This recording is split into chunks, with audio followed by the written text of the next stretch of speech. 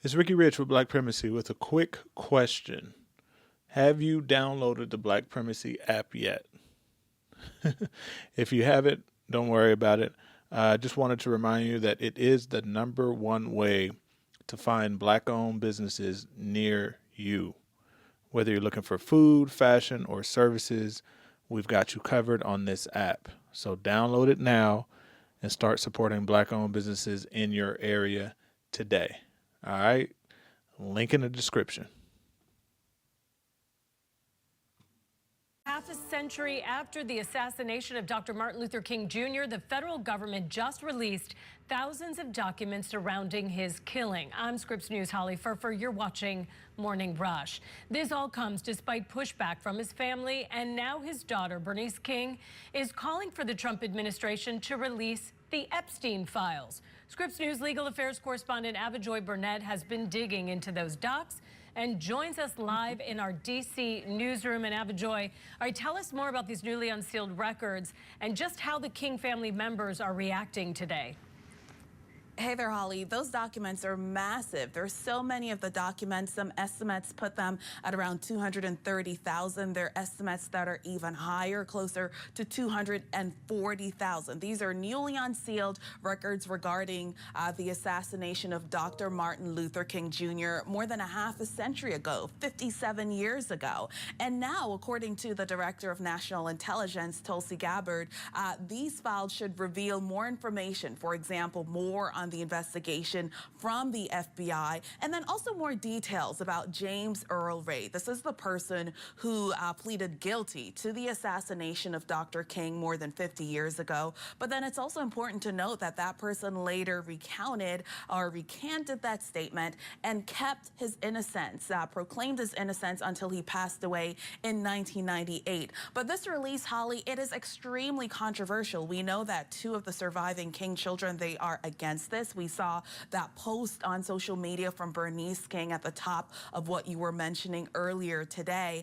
And they're really saying that this is something that could distract against what their father did as a civil rights icon back in the civil rights movement, doing so many things to help people who were underserved. You see a portion of the statement there, I believe. Yep, it's right there on the screen. This came from the King Center because they were anticipating the release of these documents. They didn't want for them to be released, but they were anticipating the release. I'm going to read a portion of what the surviving children wrote in that statement. They said, "While we support transparency and historical accountability, we object to any attacks on our father's legacy or attempts to weaponize it to spread falsehoods. We strongly condemn any attempts to misuse these documents in ways intended to undermine our father's legacy and the significant achievements of the movement." One of the concerns that many people who support Dr. King have is that these documents may highlight some of his extramarital affairs instead of focusing on the fact that he did so many things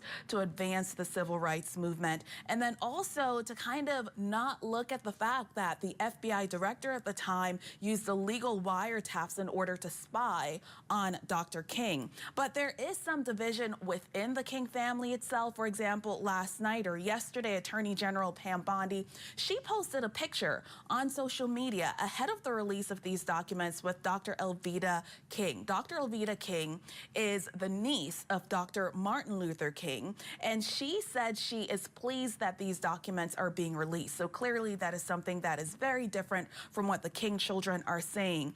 And then we also heard from the Director of National Intelligence, once again, Tulsi Gabbard, and she was saying that this release is unprecedented, and it just shows that President Trump is standing by his promise of releasing a lot of these documents revolving around assassinations. We also know that earlier this year, assassination documents about JFK and RFK were released. Holly? All right, Scripps News legal affairs correspondent Avajoy Burnett live in D.C. for us. Thank you for your analysis on this.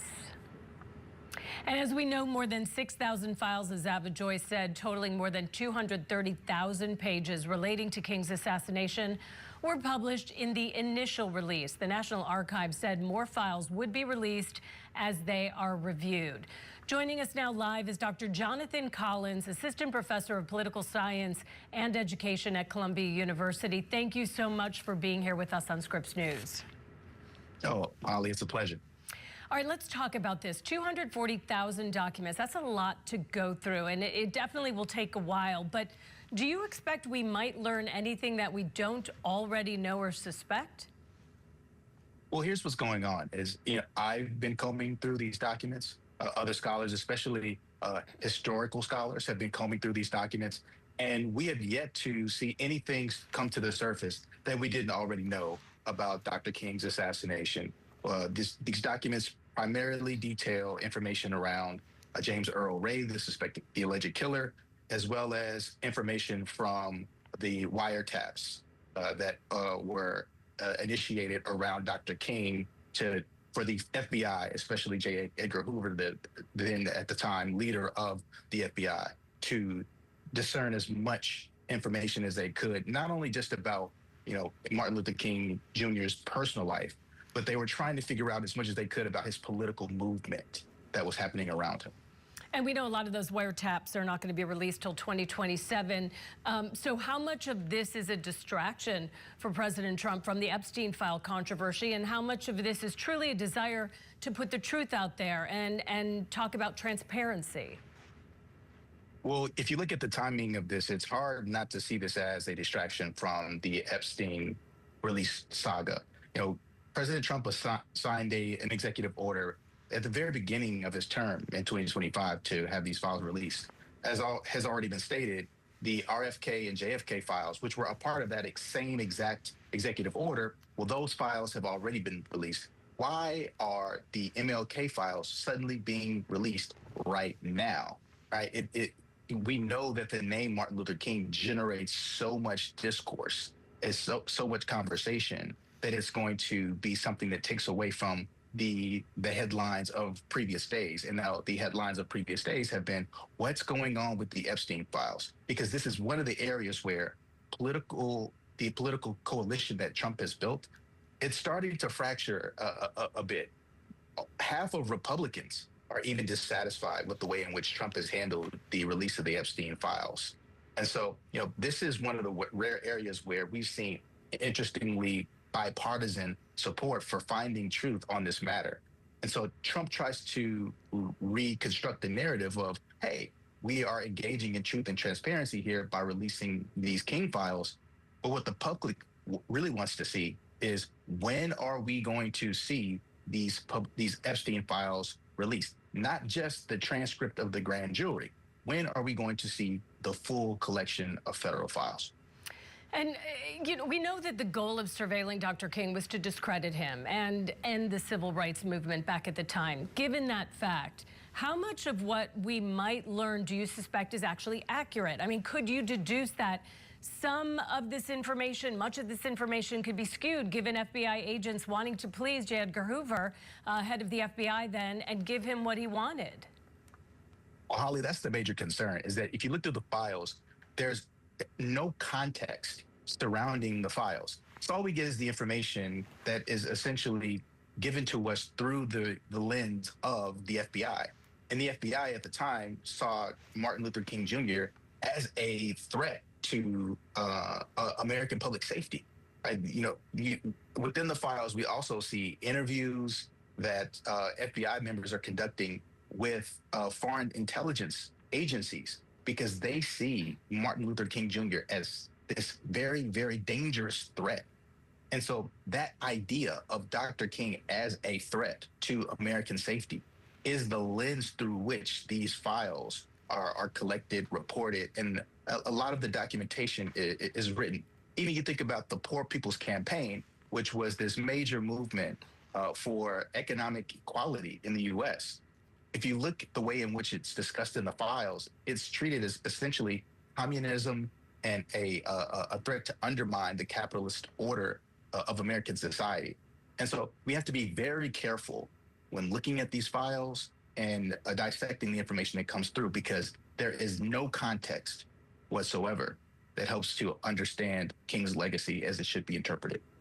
And from what you've read and learned throughout your career, I want to know your opinion. Do you think James Earl Ray was the lone shooter as he first confessed, or do you think that this really was a government conspiracy that went beyond Ray as he recanted in his later years?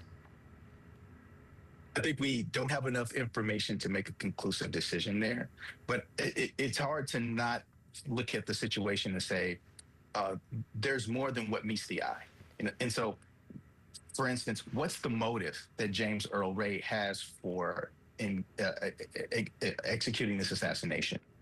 We know that he was somewhat radicalized while James Earl Ray was living in California. He was sort of following these white supremacist separatism, Jim Crow political movement that was feeding into actually a national political campaign. And he became very politically active in racial separation. And so that political commitment could be very much enough to one in the life of a man who stood for racial equality and racial justice. But then there are also questions as to, was he acting alone? And there has been subsequent information about potential allyships. There have been other testimonies suggesting that if James Earl Ray was indeed the killer, it wasn't just James Earl Ray acting in a sort of unilaterally, that there could have been mob involvement, that there could have been actual involvement from the Memphis police, that this is much bigger than just one man. And we don't have enough evidence to suggest that that's not the case. I'll put it that way. Well, as we go through and comb through all these documentations, we hope that you will come back on Scripps News for more insight and analysis. Dr. Jonathan Collins, Assistant Professor of Political Science and Education at Columbia University, we appreciate your time today and hope to have you back soon. All right, I hope you enjoyed the video. Please check out the other content that we have on this channel. But before you go, I wanted to remind you again not to forget to check out the Black Primacy app. It is the best way to connect with Black-owned businesses near you. They need your support. We need your support. Link in the description.